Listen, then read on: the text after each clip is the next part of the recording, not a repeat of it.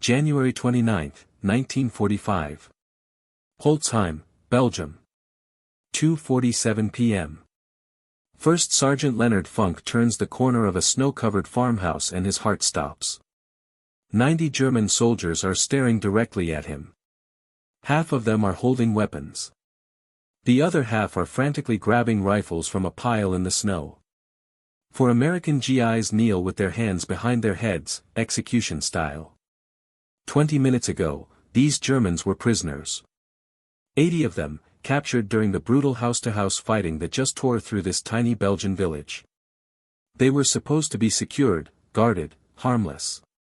Now they're free. Armed. And organizing to slaughter Company C from behind. A German officer strides forward. He's screaming in German, face purple with rage. He shoves an MP-40 submachine gun directly into Funk's stomach.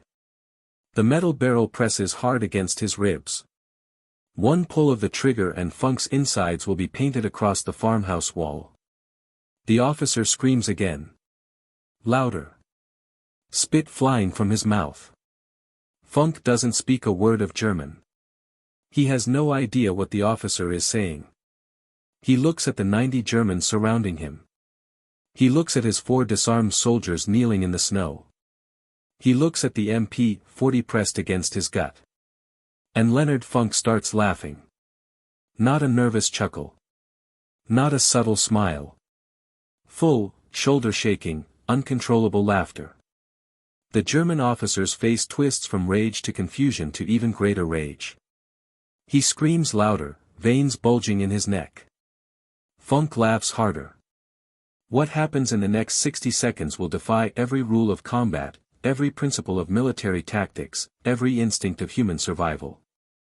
21 Germans will die. The rest will throw down their weapons and surrender for the second time. And Leonard Funk will earn the Medal of Honor for one of the most insane, audacious, impossible acts of combat in World War II. All because he couldn't stop laughing. But to understand this moment, to really understand why this short, ordinary-looking sergeant did what he did, you need to know who Leonard Funk was. And how a store clerk from Pennsylvania became the most decorated paratrooper in American history. August 27, 1916. Braddock Township, Pennsylvania. Leonard Alfred Funk Jr. was born into smoke and steel. Braddock Township sat 8 miles east of Pittsburgh, along the Monongahela River.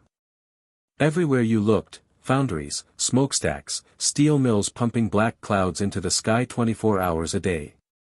The air tasted like metal. The ground shook when the furnaces fired. This was industrial America. Raw. Brutal. Honest work for honest pay. Funk grew up fast. Had to. By the time he graduated high school in 1934, he'd been taking care of his younger brother for years. Their father worked the mills. Their mother kept the house together. Leonard learned responsibility early, the kind that gets baked into your bones when you're young. 1934 was the depths of the Great Depression. Jobs were scarce. College was a fantasy for kids like Funk. So he did what millions of young men did in those years, he found work where he could. Store clerk. Steady hours. Enough money to help his family. Nothing glamorous. Nothing heroic. Just a short, quiet kid working behind a counter in a steel town. 5'5". 140 pounds. Soft-spoken. The kind of person you'd walk past on the street without a second glance. Nobody looking at Leonard Funk in 1934 would have predicted what was coming. Nobody could have imagined that this ordinary young man would one day stand in front of President Truman receiving the highest military honor America can give. But war has a way of revealing what's hidden inside people. June 1941. Europe is burning. Hitler's armies have conquered Poland, France, Norway, Denmark, Belgium, the Netherlands. Britain stands alone, cities being bombed nightly by the Luftwaffe. In the Pacific, Japan is carving through China and eyeing the rest of Asia. America isn't in the war yet. But everyone knows it's coming. Congress extends the draft. Leonard Funk's number comes up. He reports to the induction center in Wilkinsburg, Pennsylvania. 24 years old. Still that same 5'5", 140 frame. The Army physical examiner probably takes one look and thinks, clerk duty, mail room, maybe supply. They're completely wrong. Funk volunteers for the paratroopers. Think about that for a second. In 1941, American airborne forces barely exist. The concept is brand new. Revolutionary. Insane, according to most traditional military minds. The idea, load soldiers into aircraft, fly them behind enemy lines, make them jump out at 1,200 feet, and have them fight surrounded, cut off, outnumbered. Most soldiers hear paratrooper and think suicide mission. The volunteers are a different breed. They have to be. Airborne training is designed to break you. 5 weeks of hell. Running until your legs give out. Jumping, climbing, falling, getting up and doing it again. Brutal physical conditioning that washes out half the candidates. The instructors don't want the biggest guys. They don't want the loudest or the toughest talking. They want the ones who don't quit. They want the ones who keep thinking when their bodies are screaming to stop. Leonard Funk thrives. Then come the jump towers. 40 feet up. You climb the ladder, get strapped into a harness, and drop. Learning to control your body in the fall. Learning to land without breaking your legs. Then the real thing. The first time you stand in the door of a C-47 at 1,200 feet, every instinct in your body screams to grab the door frame and hold on. The ground is impossibly far down. The wind rips at your face. Your parachute is just fabric and cord and faith. You jump anyway. Or you wash out. Funk earns his jump wings. He gets assigned to Company C, 1st Battalion, 508th Parachute Infantry Regiment. Camp Blanding, Florida. The 508th ships to England in late 1943. They join the 82nd Airborne Division, the All-Americans. These guys are veterans. They've already jumped into Sicily and Italy. They've already killed and watched friends die. Funk is the new guy. At 27, he's ancient by paratrooper standards. Most of his squad mates are barely 20. Fresh-faced kids who look like they should be in college, not training to jump behind enemy lines. But Funk has something they don't. Maturity.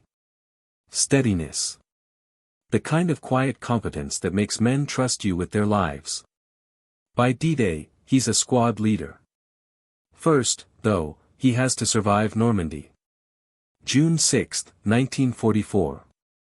1:30 a.m. The C-47 Skitran shudders violently as flak explodes around it. Funk stands in the stick, the line of paratroopers waiting to jump. 60 pounds of equipment strapped to his body. M1A1 Thompson submachine gun. Ammunition, grenades, rations, medical kit, reserve chute. The aircraft is at 400 feet. That's dangerously low for a parachute jump. Way too low for safety. But the pilots can't climb higher. German anti-aircraft fire is everywhere. Tracers arc through the darkness like angry fireflies. The men can hear metal fragments pinging off the fuselage.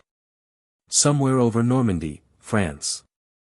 13,000 paratroopers from the 82nd and 101st Airborne Divisions are jumping tonight.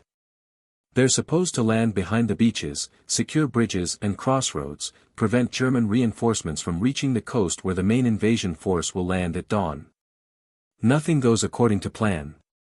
The green light comes on. Go. Go. Go. Funk jumps into the darkness. The prop blast hits him like a truck, spinning him violently. Then the parachute deploys with a bone-jarring snap and the world goes suddenly, eerily quiet. Below him, France. Occupied France.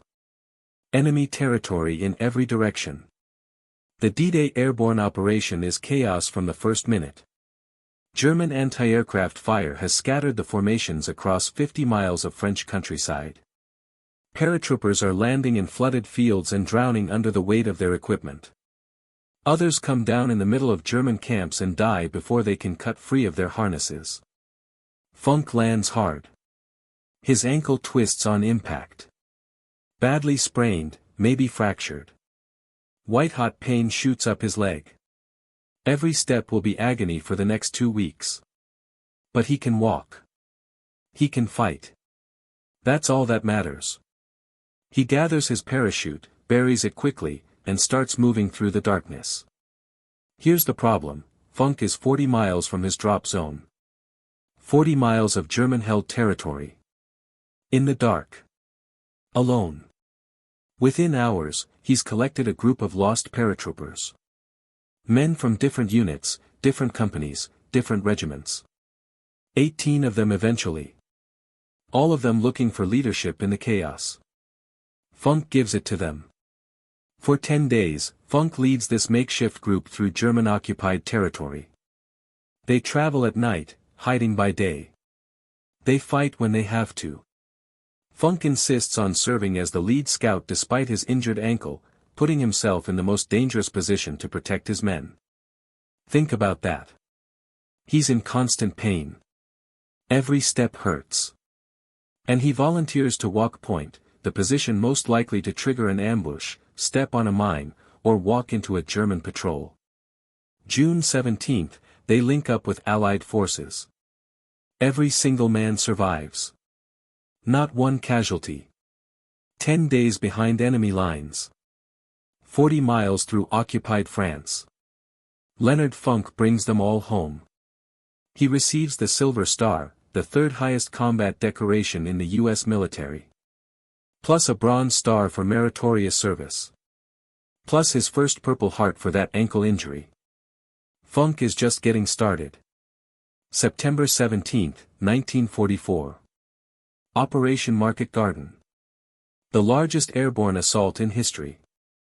35,000 paratroopers, British, American, Polish, dropping into the Netherlands to capture a series of bridges across the Rhine.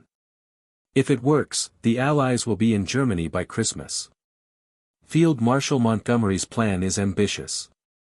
Maybe too ambitious. The paratroopers have to capture and hold 7 bridges across 64 miles of Dutch territory. Ground forces will race up a single highway to link up with them. Everything depends on speed, surprise, nothing going wrong. Everything goes wrong. The British 1st Airborne Division lands at Arnhem, the farthest bridge. They're surrounded by SS Panzer divisions that weren't supposed to be there. For 9 days, they fight and die in the streets. Only 2,000 of 10,000 men make it out. A bridge too far enters military history as a cautionary tale. But Leonard Funk doesn't know about the big picture. He only knows his mission. After touching down, his company secures their objective. The 508th is operating near Nijmegen, helping capture bridges that will allow ground forces to advance. Then Funk notices something that isn't part of the plan.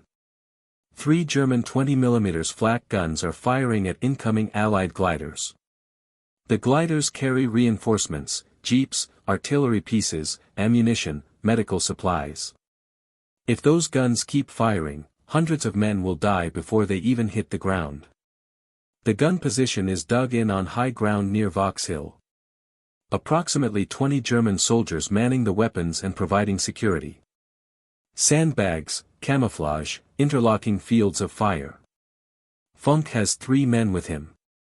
Standard military doctrine says you need a 3-to-1 advantage to assault a prepared position. Funk has the opposite. He's outnumbered 7-to-1. He attacks anyway. Leading from the front, always from the front, Funk and his 3-man patrol assault the German position. They kill the security detachment. Storm the gun emplacements. Neutralize all 3 weapons and their crews. 20 Germans.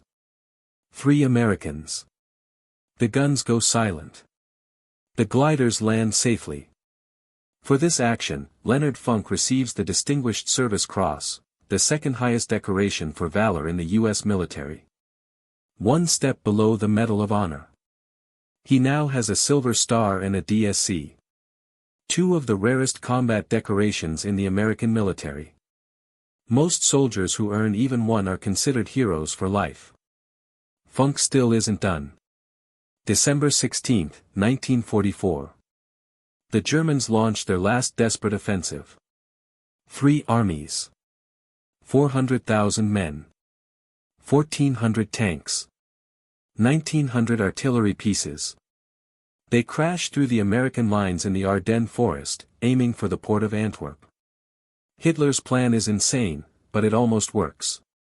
He's gambling everything on one massive attack, split the Allied armies, capture Antwerp, force a negotiated peace in the West so Germany can focus on the Soviets in the East. For the Americans, it's a nightmare. The offensive hits thinly held sectors manned by green troops and exhausted veterans pulled off the line to rest. Entire divisions crumble. Thousands of soldiers surrender. The German advance creates a bulge 50 miles deep in the Allied lines. The Battle of the Bulge. The largest battle the American army will fight in World War II. 89,000 American casualties before it's over. The weather is brutal. Snow, ice, temperatures dropping to 5 degrees below zero. Men freeze to death in their foxholes. Weapons jam. Vehicles won't start. The cold is as deadly as the Germans. Then comes Malmedy. December 17, 1944. One day into the offensive. A convoy from the 285th Field Artillery Observation Battalion is moving near the Bognes crossroads when they run into the spearhead of Kampfgruppe, an SS armored battle group. The Americans are rear echelon troops. Artillery observers, radio operators. They're not equipped for a fight with tanks and armored infantry. After a brief engagement, 113 Americans surrender. They're herded into a farmer's field near the crossroads. Hands up. Disarmed. Prisoners of war. Then the SS opens fire. Machine guns. Pistols. Rifles. The Germans shoot them down like cattle.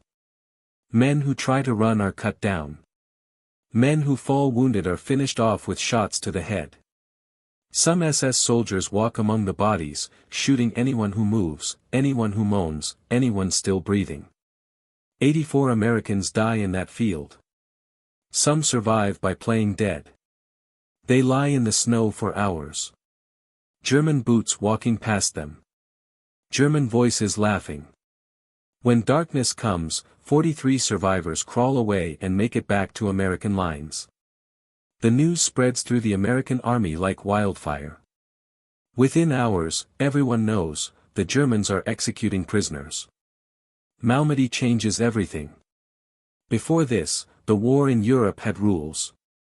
Unofficial, unspoken, but real. Soldiers surrendered when the situation was hopeless. Prisoners were treated according to the Geneva Convention. There was a kind of grim professionalism between enemies. After Malmedy, the rules are gone. American soldiers swear they'll never surrender to the SS. Some units pass down orders, no SS prisoners. When Leonard Funk hears about the massacre, something hardens inside him. He's already seen too much. Normandy, Holland, friends dying in fields and forests across Europe. But this is different. This is murder. Cold-blooded execution of men who had surrendered in good faith. Leonard Funk makes a decision right then and there. He will never surrender to the Germans. No matter what. That decision will matter very soon.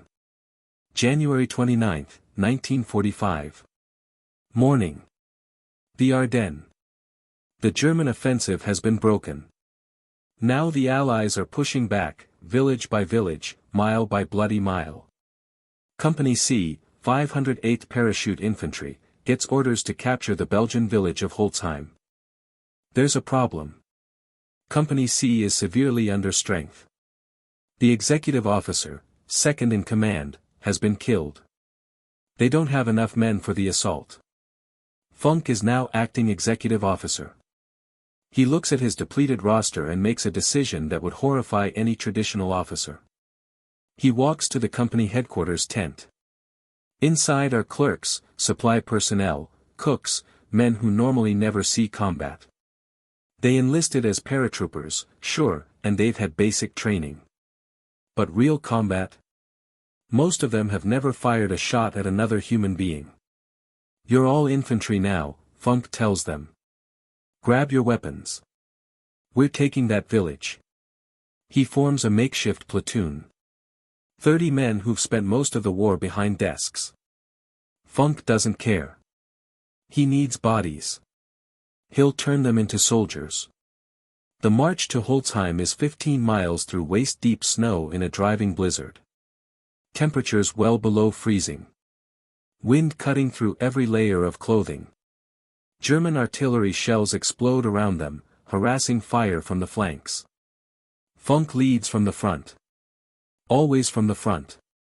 They reach Holzheim in the afternoon. The village is small. Maybe 15 houses clustered around a church. Germans in every building. Funk organizes the assault. His clerks, his makeshift warriors, follow him into the village. Machine guns. Rifles. Grenades. House-to-house fighting in the snow. Funk and his men clear them all. 30 prisoners captured by Funk's group. Not one American casualty. Another unit captures 50 more Germans on the other side of town. 80 prisoners total. They're corralled in the yard of a farmhouse on the edge of the village. Funk looks at his exhausted men. They've been marching and fighting for hours. There's still resistance in other parts of the village. Scattered German soldiers who haven't surrendered yet. He can only spare 4 men to guard the prisoners. Keep them here, he tells the guards. We'll send reinforcements when we can. Funk heads back into the fight. He has no idea what's about to happen behind him. While Funk is clearing the rest of Holzheim, a German patrol approaches the farmhouse. 10 men, maybe 20, wearing white camouflage capes over their uniforms. In the snow and confusion, they look almost identical to American troops in winter gear. The 4 guards don't realize the danger until it's too late. The Germans overwhelm them. Disarm them. Force them to their knees in the snow. Then they free the prisoners. 80 German soldiers plus the patrol that freed them. 90 men total. They grab weapons from the pile. MP-40 submachine guns, Kar 98K rifles, stick grenades. They organize quickly. These aren't confused, demoralized prisoners anymore. These are soldiers with a plan. They know exactly what they're going to do. Attack Company C from the rear. Funk's company is scattered across the village, mopping up resistance. They're not expecting an attack from behind. If 90 Germans hit them while they're spread out, while they're exhausted, while they're focused on the buildings ahead, it'll be a massacre. The German officer in charge, probably a lieutenant or captain, begins giving orders. Position the machine guns here. Set up the ambush there. Wait for my signal. That's when Leonard Funk walks around the corner. Funk has come to check on the prisoners. Routine. Make sure the guards are okay. See if reinforcements have arrived. He's not expecting to walk into 90 armed Germans. He rounds the corner of the farmhouse and freezes.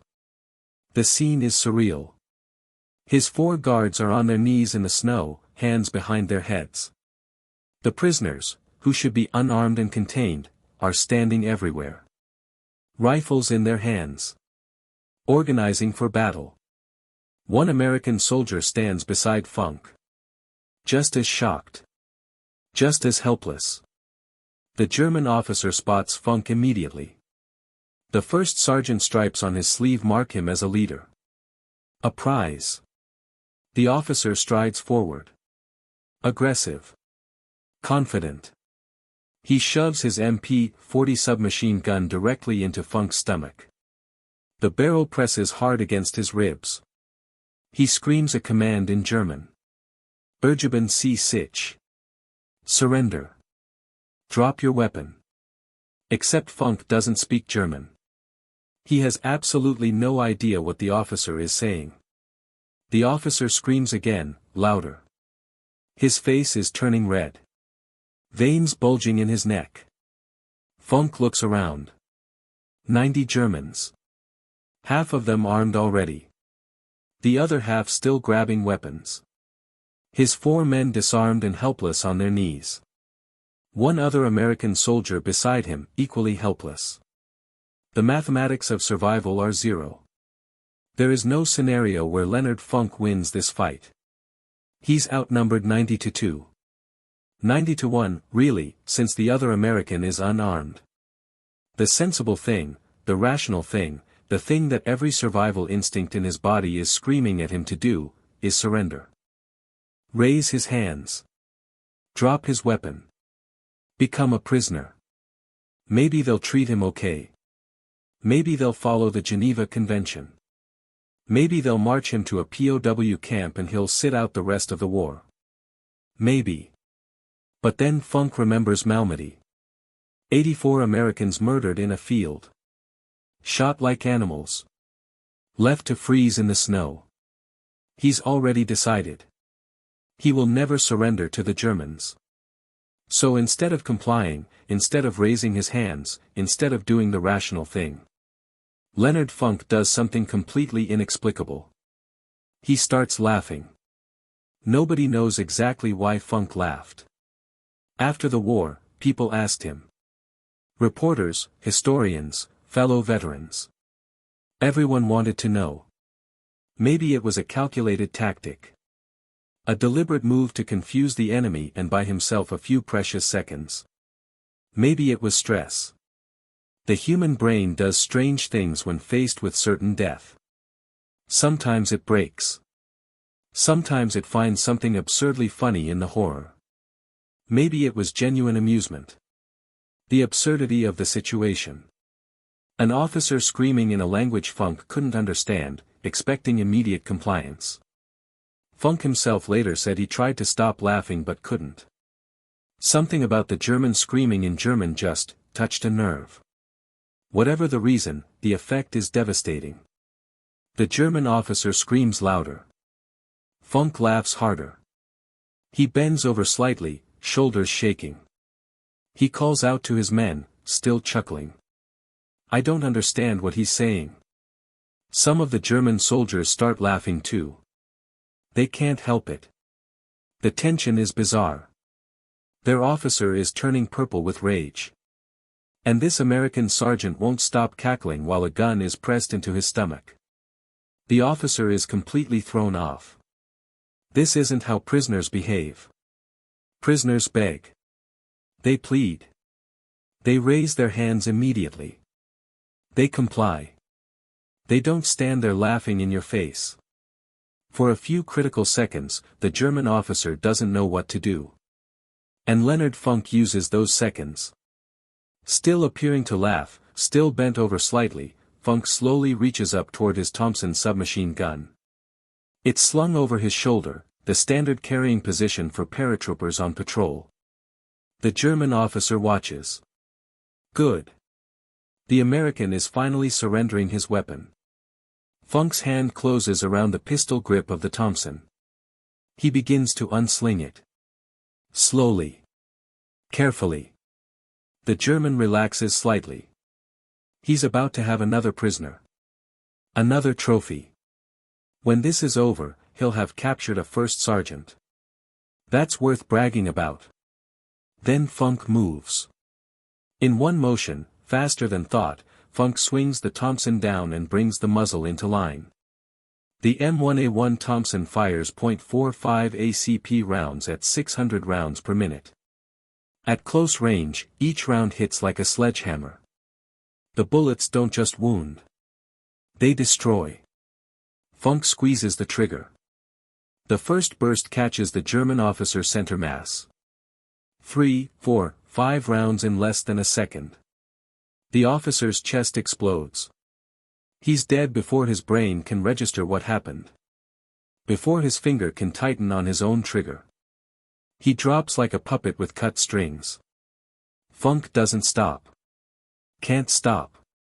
The moment he started shooting, he committed to killing everyone or dying himself. There's no middle ground. No retreat. No surrender. He pivots, still firing. The Thompson sprays an arc of lead across the German soldiers nearest to him. Men scream. Men fall. Blood sprays across the white snow, impossibly red against the white.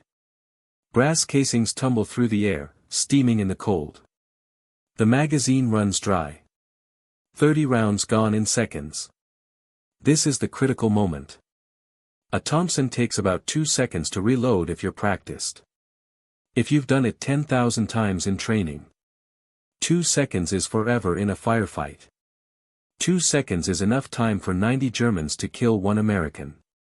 But Funk's hands are already moving. Muscle memory. Thousands of hours of training compressed into one fluid motion.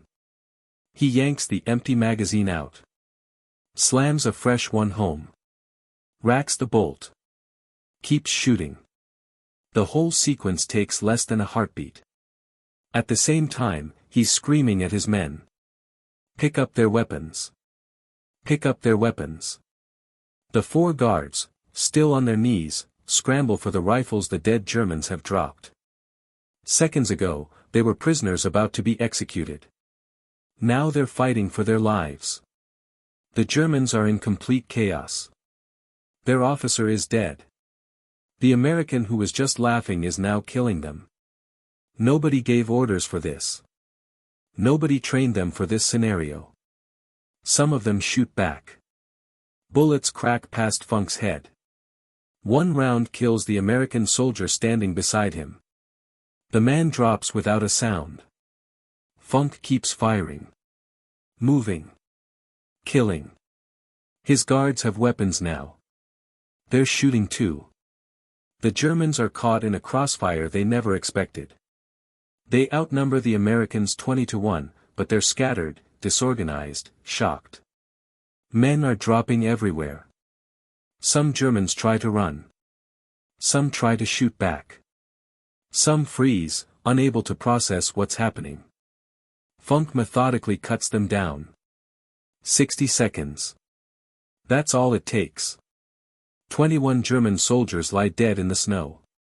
24 more are wounded, bleeding, crying out for help. The rest, more than 40, have thrown down their weapons and raised their hands. The prisoners are prisoners again. Leonard Funk stands in the middle of the carnage. Smoke rises from the barrel of his Thompson. He's surrounded by bodies. Blood everywhere. The snow is churned and red. He looks at his men. That, he says quietly, was the stupidest thing I've ever seen. Nobody's quite sure if he's talking about the Germans or himself. The rest of the day is almost anticlimactic. Company C secures Holzheim. The captured Germans, the survivors anyway, are marched to the rear under much heavier guard this time. Funk reports the incident to his commanding officer.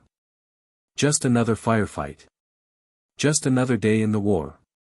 But the story spreads. Through the regiment. Through the division. Through the entire 82nd Airborne. The sergeant who laughed at 90 Germans and killed half of them with a Tommy gun. When the Medal of Honor recommendation reaches Washington, nobody questions it. What Funk did at Holzheim is beyond dispute. Outnumbered 90-1. Enemy weapon pressed into his stomach. And instead of surrendering, he attacked. The official citation reads: he was ordered to surrender by a German officer who pushed a machine pistol into his stomach.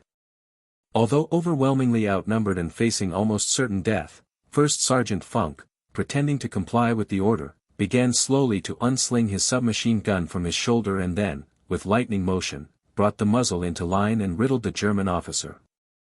He turned upon the other Germans, firing and shouting to the other Americans to seize the enemy's weapons. September 5, 1945. The war is over. Germany surrendered in May. Japan surrendered in August after 2 atomic bombs turned Hiroshima and Nagasaki into ash. Leonard Funk stands in the White House. President Harry S. Truman places the Medal of Honor around his neck. The medal is heavy. Heavier than it looks. Not because of the medal, but because of what it represents. Truman looks at Funk, this short, quiet paratrooper from Pennsylvania, and says something Funk will never forget. "I would rather have this medal than be President of the United States." Think about that. The most powerful man in the world. The man who just ended the most destructive war in human history. The man who dropped atomic bombs and reshaped the entire global order. Looking at a 5'5" former store clerk and saying, "I'd rather be you." Because what Truman understood, what everyone who reads Medal of Honor citations understands, is that courage isn't about size or strength or training. Courage is what you do when there's a gun in your stomach and 90 men want you dead. Let's count what Leonard Funk earned during World War II. Medal of Honor, Holtzheim, Distinguished Service Cross, Anti-Aircraft Guns in Holland, Silver Star, Leading Men Through Normandy, Bronze Star, Meritorious Service, 3 Purple Hearts, wounded 3 separate times, Croix de Guerre from France, Order of Leopold from Belgium, Military Order of William from the Netherlands, their equivalent of the Victoria Cross. Leonard Funk is the most decorated paratrooper of World War II. 5'5". 140 pounds. A former store clerk who became a legend. The war ends. Funk goes home to Pennsylvania. He doesn't write a book. Doesn't do the lecture circuit. Doesn't turn his Medal of Honor into a speaking career or a political platform. He doesn't cash in on his fame. He gets a job with the Veterans Administration. The VA, that massive bureaucracy responsible for taking care of America's former soldiers. Helping other veterans navigate the paperwork. Processing disability claims. Cutting through red tape for men who'd given everything and now needed help getting what they were owed. The same kind of clerk work he did before the war. The same quiet, unglamorous, necessary work. For 27 years, Leonard Funk sits at a desk and helps veterans. He rises through the ranks. Becomes division chief of the Pittsburgh regional office. Good salary. Steady hours. A pension waiting at the end. His wife, Gertrude, sticks with him through all of it. They have 2 daughters. They live in McKeesport, Pennsylvania, a working-class neighborhood in a working-class town not far from where he grew up. The Medal of Honor hangs in a case somewhere. The Distinguished Service Cross. The Silver Star. All the foreign decorations from France and Belgium and the Netherlands. He never talks about them. When people ask about Holtzheim, about the laughing, about the 90 Germans, he shrugs it off. Did what I had to do. That's it. That's all he ever says. November 20th, 1992. Braddock Hills, Pennsylvania. Leonard Alfred Funk Jr. dies of cancer. He's 76 years old. They bury him at Arlington National Cemetery. Section 35, Grave 2373. Among the heroes of every American war. At the time of his death, he's the last surviving Medal of Honor recipient from the 82nd Airborne Division in World War II.